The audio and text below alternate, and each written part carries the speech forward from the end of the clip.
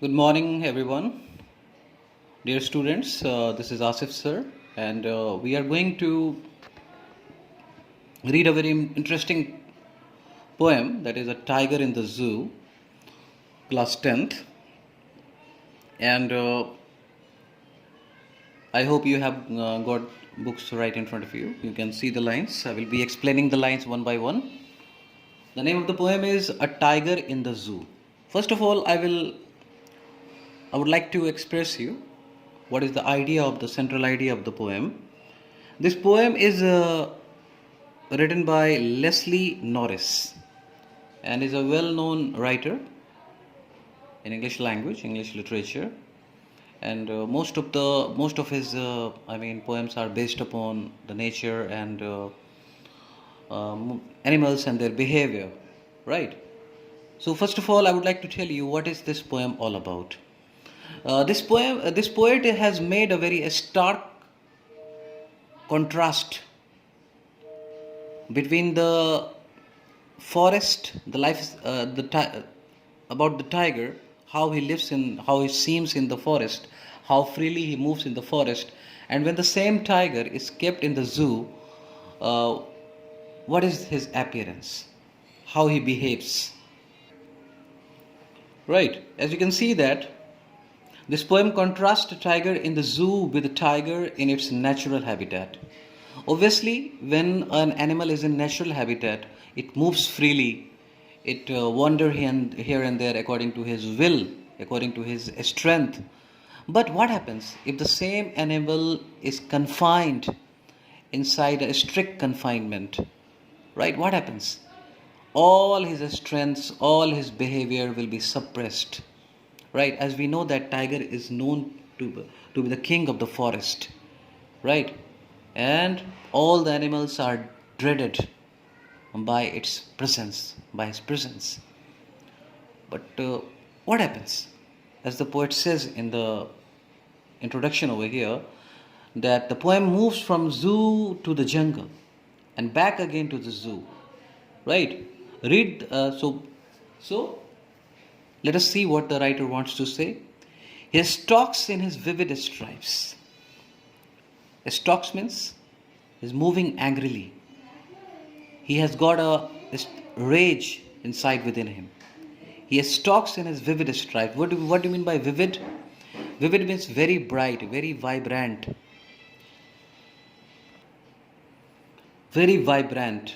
and very beautiful.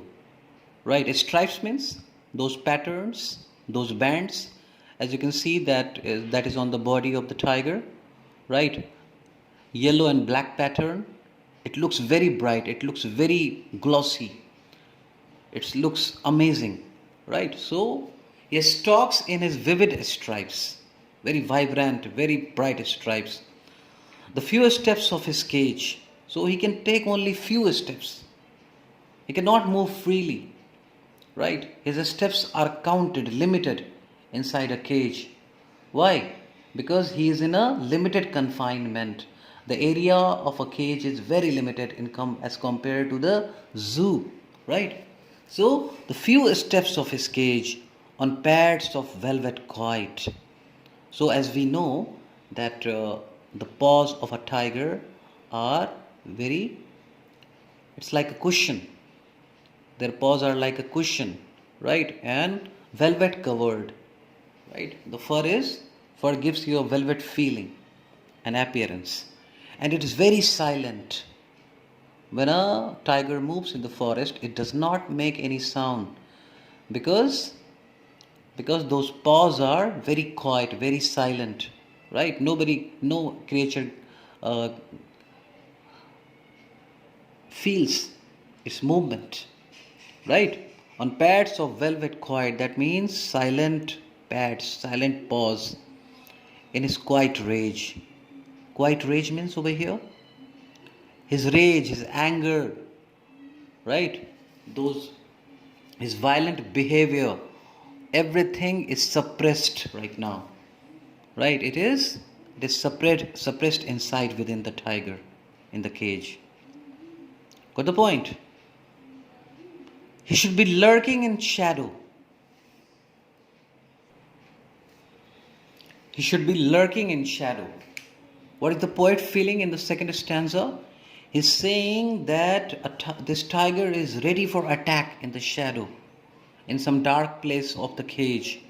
He's in ambush. Ambush means ready for attack. So he is becoming ready for the attack, sliding through long grass in the forest. What is his behavior in the forest? Right, somewhere he's lurking in, somewhere he's ambushing himself in a dark place. That means in some hidden place, so that other creatures cannot feel his presence, right? And he can easily attack onto that creature. So he's ambushing in a shadow, sliding through long grass. Sliding over means over here, he's slipping without his slipping. He's moving very swiftly.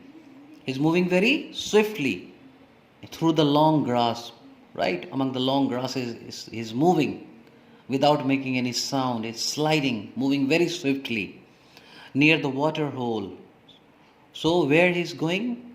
He's going towards the water body, water containing body like ponds, a small, pond type, where other creatures comes to quench their thirst, right? Where plump deer pass.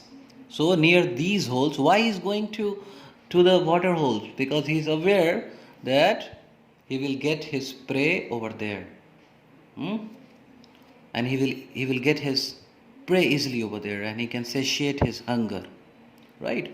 So he is going there in search of the plump deer, fat deer, right? So this is in the second stanza we see the behavior of the tiger in the forest. Okay, he slides through the long grass. That means through the long grass, among the long grasses, it moves very swiftly, right? Now next stanza. In the next stanza, what the writer is saying, he should be snarling around houses at the jungle's edge, right? At the edge of the jungle. That means at the end, at the brink of the jungle, where the jungle ends, right? So villages starts, right? There are the houses where people live. What happens sometimes? Tiger moves to the extreme sides of the jungle, near the houses where the people live, and he snarls over there. What do you mean by snarl? Roar and make an angry sound, and at the same time showing his teeth. So he should be snarling around the houses at the jungle's brink, at the jungle's edge, bearing his white fangs. Bearing his white fangs means showing, uncovering, unveiling his white colored teeth. His white colored teeth, his claws, right?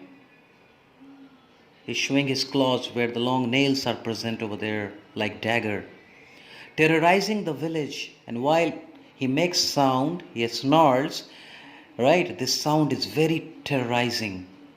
It's very scary sound. It's very horrific sound, right? And everybody is dreaded with this sound, right? So there is no one who is not terrorized by the roar of the tiger. It is a very famous saying. Okay. And now moving on to the fourth stanza. But his lock in the concrete cell. Now again coming back to the cage. What is the condition of the tiger in the cage? He's locked in a concrete cell. Concrete cell means a cell which is made of the solid wall, mortar, right? The escape is quite not possible. This wall is made up of the solid mortar material, concrete wall, concrete cell. Cell means a small cage here, a small confinement. His strength behind bars, all his strength, all his courage, all his power is now subdued and locked behind the bars of the cage. No matter how much strong he is, how much powerful he is, right? But all his strength, all his power is now locked at the back of the bar.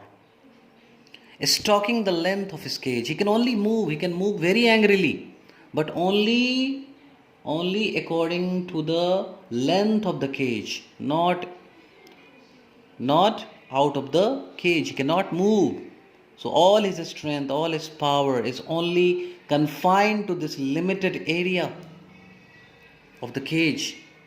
And he's not seeing the visitors properly. He's ignoring the visitors. At the zoo, when you go to see the tiger, most of the time you will see the tiger is ignoring you. He's not interested in you. So most of the time he's ignoring his visitors. Right? Now coming to the last stanza. He hears the last voice at night. So as we know that this animal is very, his audibility is very sharp. He listens to very small sounds so that he can catch his prey very easily. So these are the instincts of the tiger, right? He has got a very sharp hearing capability, right? So he hears the last voice at night. The patrolling cars, the cars which are moving here and there in the zoo, right? He listens to the voice of those cars, right? And stares with his brilliant eyes.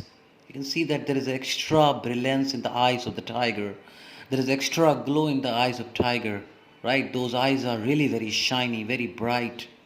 Okay? And with those brilliant eyes, with those shiny eyes, with those glowing eyes, what he sees the brilliant stars at night. Right? So, as you can see that in stanza 1, first stanza, his behavior is shown inside the cage, right? In the second stanza, his activities and behavior is shown inside the forest, and in the third stanza also, right? His activities are shown at the edge of the forest, that means in the open area, and again in the fourth and the fifth stanza, again his behavior is shown inside the cage. So this poem very interestingly makes a very stark contrast between the living style of a tiger, between the forest and the cage, right? So again I will say, so listen to the video carefully and you will get all the information. Thank you.